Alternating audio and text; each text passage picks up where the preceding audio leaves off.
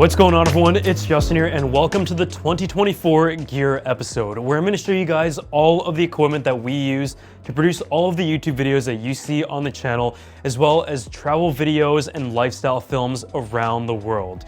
I'm going to talk about all of the pieces of equipment from the cinematography side and video, as well as photography, on-the-go setups, aerial, and also mobile, and give you a full overview of why we have each piece of equipment. So let's go ahead and hop into it. But from the Reds to the Sonys to the Fuji cameras, I'm really excited for this video, and it's been one that has really been optimized in the past few years, and that is why it has taken so long to bring you an episode like this. And I'm going to try to link every single product mentioned in the description section below.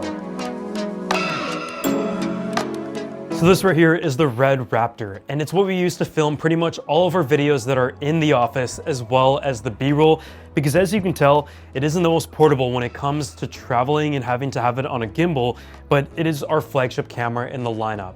I started in the Red platform about 5 years ago with the Red Raven, and then moving on to the Dragon X, the Komodo, and now the VistaVision Raptor, and it has been the main camera for about 2 years now, I believe, and it's been incredible. I'm the first one to admit, these are made for real movies, and even though we don't produce real movies, the reason why it is worth the money for what we do is because it gives me the flexibility of RAW to be able to edit all of the different settings in post, because a lot of times we do film in fixed sets, and having that latitude does speed up my filming process because I have control of it in the end at the editing table. And so this camera is able to record at a 8K 120 frame resolution. And what I also like about it is that I can choose the different resolutions. We often film in 4K, 5K, and 6K, and when we need to, we do bump up to 8K, but that is relatively rare. But it is part of the DSMC3 platform from Red, and we also have the 7-inch display that is attached to it. As for the lenses, there is kind of two different types of lens setups.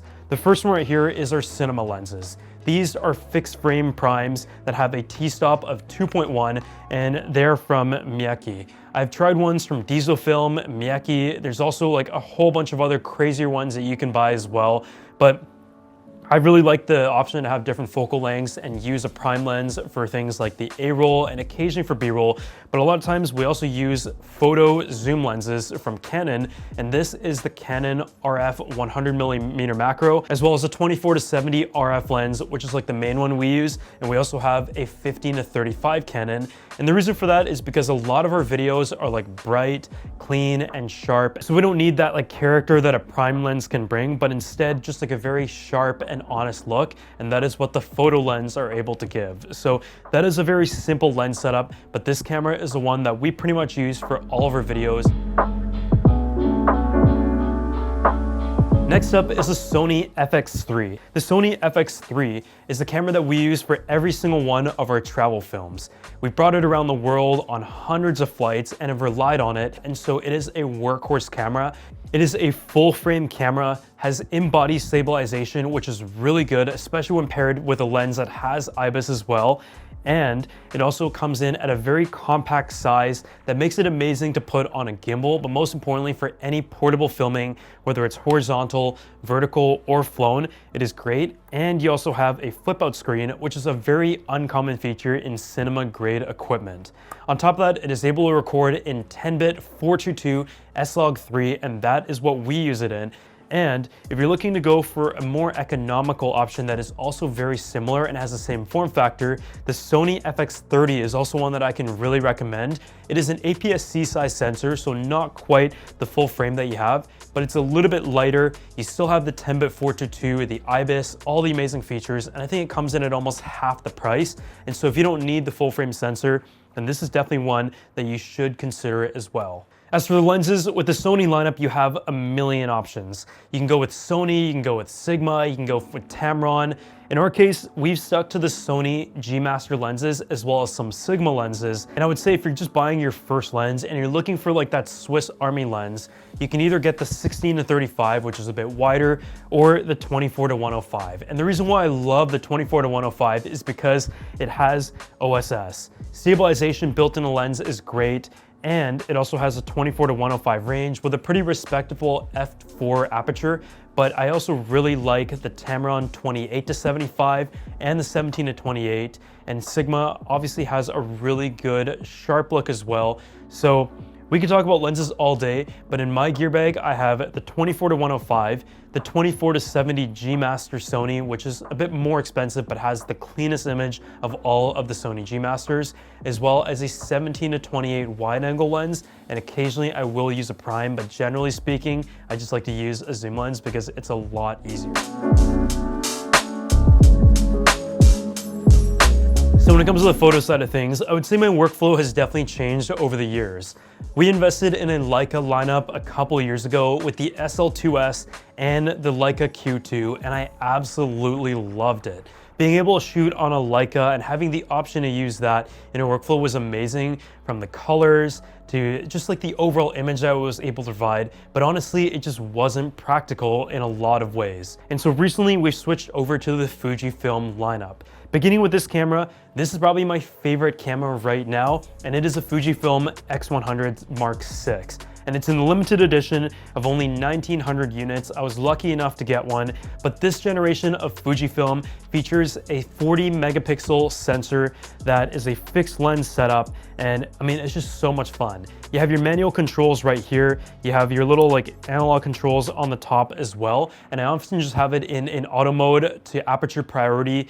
And you know, you can just go ahead and shoot the images that you need to, and it even has 6 stops of in-body stabilization built in. I can talk on and on about this camera and show you guys some of the samples that we captured from the past few trips, but just having this amount of flexibility in photo and video, being able to record 6K 10-bit 422 f-log2 in such a small body is incredible. And so some trips I actually don't bring a camera at all except for this one, and I know I'm covered from a photo and video standpoint.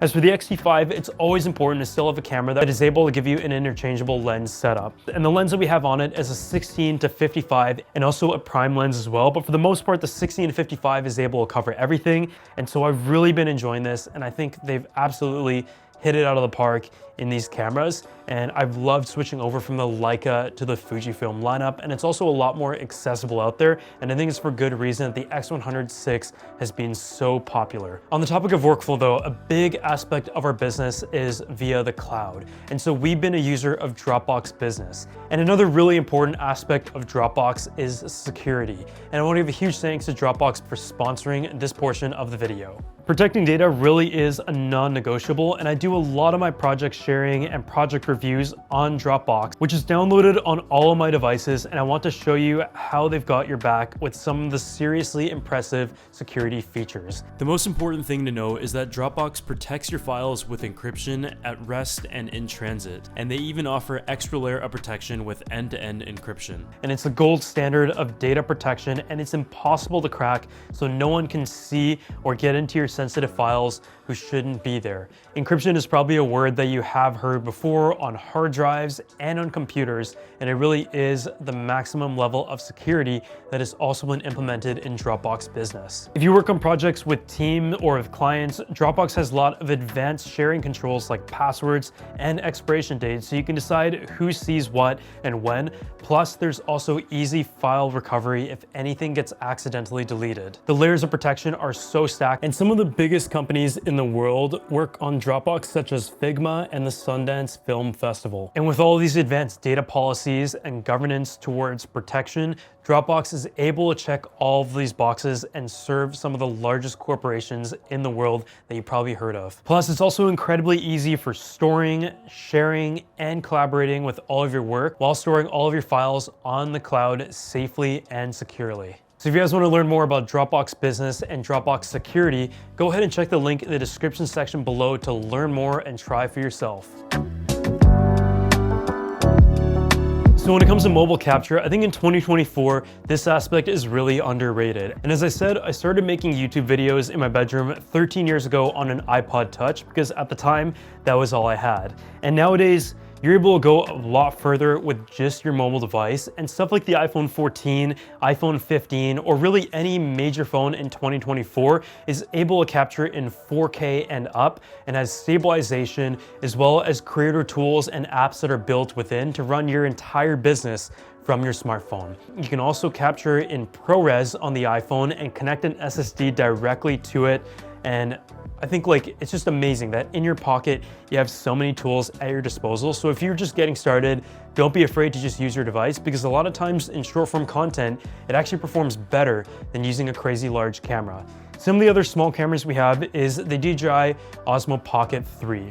This is able to capture in a 4K resolution. It has the gimbal stabilization built in that DJI is known for, and you can add ND filters, wide angle, black mist, and capture in vertical and horizontal. So it's still a really good tool to have, and it is also able to record in D-Log, so it gives you some grading flexibility. And I think the most important thing of log video format is being able to have that flexibility in combining it with our main cameras. The GoPro Hero 11 is another camera that we use in the FPV drones as well as the car videos, and similar to the Pocket 3, I'm not the craziest about the image quality, but it looks pretty good, and if you're able to capture a new dimension, that is what matters. And this is able to capture at 5.3K, and just like the Osmo, you're able to crop it in a way, in a wide format that it captures in, to be able to record in vertical as well. And so for FPV, it's good to have a wide shot that then lets you stabilize it in post and have some room to work with, but also crop it into vertical, because that is really important nowadays. So now we're on to aerial video, and the two drones that I have is the DJI Mavic 3 Classic and the DJI Mavic Mini 4 Pro. And these serve different purposes, but in a lot of ways are very similar, obviously one being larger than the other. Beginning with the Mavic Mini, this right here is able to record at a 4K resolution, and it's under the 250 gram weight requirement to not need a specific permit when you're flying in most places. And so I would say probably 70 to 80% of all the drone footage that you guys see on the channel is captured on this drone. Super easy to fly, has good range, a lot of different safety features, but is able to keep up relatively well, even in a decent amount of wind. And it also records in 10-bit 422, and that is one of the biggest improvements compared to the previous generation. But this drone has been really amazing, and I love the fact that it's able to record both horizontal and vertical. And overall, it's just really easy to use. For someone who doesn't really fly the drone, I can pick it up and use it, but for more advanced users, it has some features as well. And I would recommend just going ahead and buy the set with the remote control like this, so you don't have to use your phone and have it clipped and set up, because you can get it up in the air really quickly. It works great, 20 kilometers range of transmission, and I also recommend getting an ND filter as well, and you're all set to go. Some of the advantages to having a larger drone, such as the Pro or the Classic, is larger sensor size. This is a drone that is obviously heavier, and it's a bigger version of the Mini, as you can probably tell, but it's able to record in a 5K resolution using the 4/3 CMOS sensor. With a larger sensor, it just gives you a much better image, and it is noticeably better than the Mavic 4 Mini in a lot of scenarios, but in a very bright day, you're not gonna notice as much when there's plenty of light. With this though, I also have 10-bit 422 D-Log, and on top of that, it has a great battery life, 15 kilometers range of transmission, and in more adverse weather conditions, it's also gonna hold up a lot better than the Mavic Mini, but at the same time, it also is able to reach higher speeds, and from that aspect, that is where you have the advantage.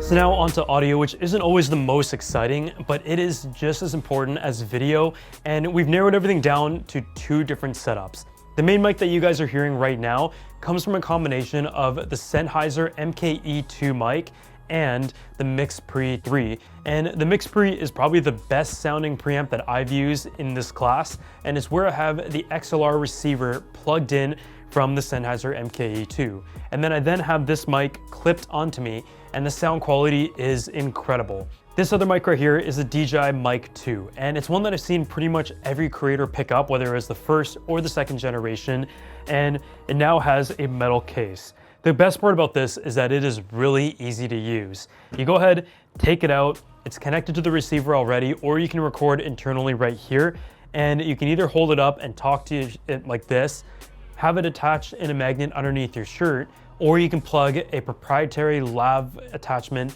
to it and just have it set up like a typical lav.